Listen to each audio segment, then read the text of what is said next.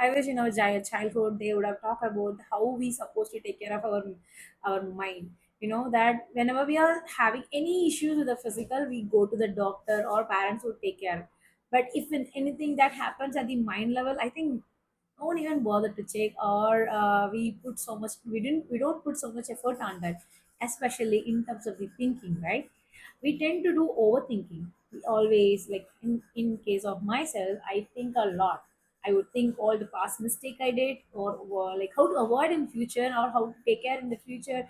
I will think of all the thing I can do in the future rather than living in the present. And I thought that's me, but there are people around the world, like especially my dad, my husband, my brother. They don't have anything going on in their mind. I didn't even realize that. Okay, this is not with everyone. This is only certain people are having this particular one. And it took so much time from me and so much effort from me to come out from that overthinking. It still comes to time, but I am better than what I used to do.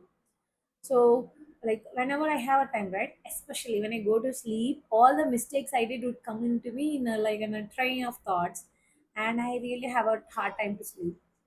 Nowadays, whenever something comes, I let it pass. There are certain things in my life happen that made me to realize that we can't take control of everything, and we don't need to bother about all the mistakes that happened in the past as well.